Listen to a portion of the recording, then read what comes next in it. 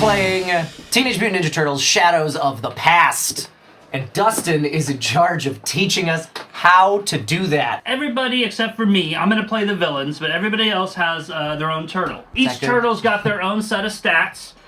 You've got a movement speed that shows how many spaces you can move. The skateboards obviously are your move symbols. But then you also have the shurikens and the swords and turtle shells. And then each turtle has one special, unique, like, face type for their dice.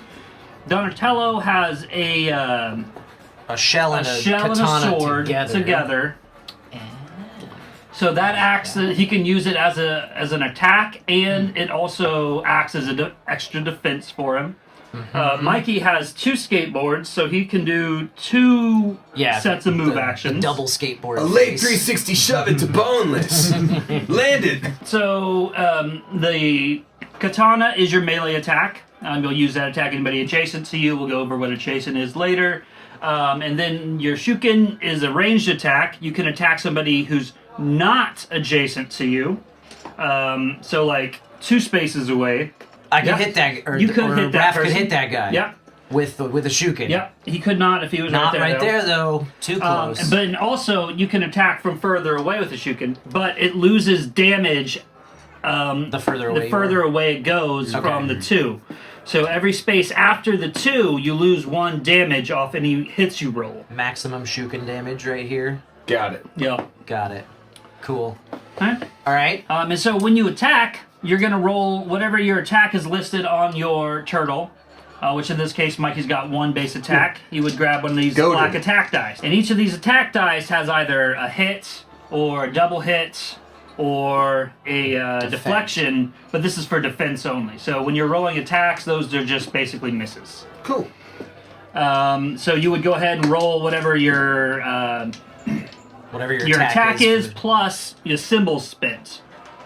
Yeah. We'll go over spinning on that later, and how these dice are going to be set up and shared. But that's the basics of moving around and attacking. This whole thing is going to be scenario based. We're going to have an objective that you guys are going to have to do, and I'm going to have an objective that I'm going to have to keep you from doing or do myself. All right. So to win, you guys have to KO Old Hob. And that just means reducing my health to 0. Old Hob starts with 11 health. Easy peasy, right? Sure. Yeah. Okay, and then so I win as the villain if any hero gets KO'd. So if any of you gets KO'd, knock normally out a single turtle. Right. Normally you guys would be able to get yourselves like back up resuscitate, with health, but we can't. But you can't in this scenario. Okay. Oh no. So you got to be careful with your health. And there's a couple different terrain types on this map here. Okay. So let's look here. We've got elevated terrain on these blue spots. So that's these blue spaces are elevated. They're elevated. Rooftops! Yeah, rooftops. So elevated terrain is not considered to be adjacent to low terrain, except for the purpose of the climb move. So this is low terrain? That is not adjacent to that. Oh yeah, you look through those and you get to pick two cards. Oh, 2. And that'll be your special moves. You can use one special move a turn. It's our skill number -1 for this scenario? Yep. I need to pick one more. Okay, sorry. Continue. Alright, so we don't have any fire escapes, but figures can't move from low to elevated terrain except through fire escapes or by using the climb terrain move. Figures in elevated terrain are considered to be 2 extra spaces away when attacked with range strikes. Oh, by attackers in low terrain. You're super far away when you're on the... So you have high ground advantage. Okay. Elevated terrain 2, that's these garbage cans down here. Okay. A figure that moves from elevated terrain to low terrain suffers 4 dice of damage. What? Which may be defended as normal. This damage is avoided when moving into a space that contains a trash heap, a dumpster, or a fire escape. Oh, okay, so it's when you jump off the roof you're going to take damage. Correct. But if you jump into the dumpster, then... You negate that. I got it. You only check at the end of your leap. So you can't, like, jump down and keep moving. You have to stop there to negate the damage. Aha! Right. Because you can't tuck and roll. All right, and then this shows your climb ability that you can use. You have to spin 2 skateboards, and you can move from a space of low terrain to an adjacent space of elevated terrain, or vice versa. So you spin the skateboards and then don't get to do your normal movement? Correct. You only move... That's an expensive to action climb. to climb. Okay. All right, so we got slow terrain, which is the trash heap, bags, which you can jump on and negate taking fall damage, but it costs +1 movement to enter each space of slow terrain.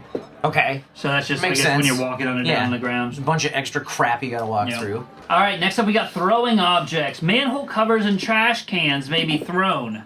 So you can spend 1 katana while adjacent to or in the same space as an object that can be thrown. Make a range strike as normal, except that katanas may be spent as though they were shurikens for the strike. All right, the last is the covered terrain, which is the dumpsters. Figures in covered terrain gain defend +1. In addition, they are considered to be 1 extra space away when attacked with range strikes. All right, so you can shelter in the dumpsters. So while you're on one of these trash cans, you can also spin 2 skateboards to take cover inside of one to gain +2 defense. Oh, okay. It stacks on top of your +1 defense. All right, that's all the terrain stuff. Okay. Okay, so the yin yang. And we all rolled a bunch. Chi icon. We rolled a bunch of them. Yeah. All right. So right now they don't do anything because what happens when you roll these? You restore 1 focus up to your max. So you're all at your Everybody max starts already. with our max focus. And it heals for your these character tokens. 1 battle die worth of wounds. So go ahead and just set those to whatever face you want. Pick any face we want. Yep. Any coupon? Any coupon. And then where you put them is also going to be very important because you're sharing that dice with the turtle on your left and the turtle on your right. Oh. So Kyle's, he's sharing his turtle shell with Lucien. Let me zoom in on me. So I got mine right here. So this one's that one's just for me. Yep. But this one is shared with Eric because he's to that side of me. And this one is shared with Lucien because he's he's right around the table. What do you want? So there you go. Yep. That's how that I don't works. even know. But Eric can't use Kyle's because Eric that's has right. 6 dice. Because Raph gets 6 dice, so he doesn't get to use other people's, but he does where he puts his matter. Yep. Because his end dice are still shared with me and Damien. Correct. Got it. So the way that the abilities work, you can use one every turn, but you have to place it and it's active until the start of your next turn. If you're sharing that, is it fully given away, or do you also still keep it you for yourself? you get to use all 3 of the dice in front of you on your turn. You also get access to the end dice of the person on your left and the end dice of the person on your right. But normally they have a cost down there, and then we got to spend those symbols on dice to use the ability. Yeah, Kyle, you can you can play 1 ability per turn is the only limitation other than whatever the card requires. So if you do that, you can't play a different one. 1 skill card per turn, Yep. plus whatever its cost is. Yeah. So I'm going to explain some finer intricacies of movement. Sure. If you have an enemy, say this Leo was trying to move, it would cost him 1 extra movement because he's adjacent to this. Well, he's not this guy. because he's on the ground. No, well, There. I guess if you wanted to gonna move believe you away, it would cost him 2. And this is per adjacent enemy. So if there's 2 enemies by you, it'll take you 2 extra points to move out for a total of 3. Gotcha. The way that the round's going to work is a turtle will go, I'll give you a stop sign, and then I'm going to go play 2 of my cards, which will activate between 1 and... You have cards more. instead of dice. Right, I play 2 cards. These cards last, and they could give my guys on the board extra defense, just automatic defensive. Okay. But it changes every round. So once I have 4 cards up here, I have to shift it after every round. Okay. But basically, a turtle's going to go. I'm going to play 2 cards. A new turtle's going to go. You guys pick whoever it is. I'm going to go. Another turtle, me. Another turtle, me. Each turtle only gets And then the round activated ends. once per round. Yes. And then so after the round end, that's when we're going to reset. I get a focus token. You guys get to re-roll your stuff. and we go on about our day. Focus tokens you can spend to reroll any of your attack dice. Any number per focus token roll. So spend your token, you can roll 1 or 2. If you rolled like 3, you could do all of them if you wanted. Whatever. Cool. Reroll any number of dice. Correct. When you spend a focus token. And you can only spend 1 focus token per attack or defend, yes, I think. Yes, that's what it says. Yeah. Cool. I think that's it.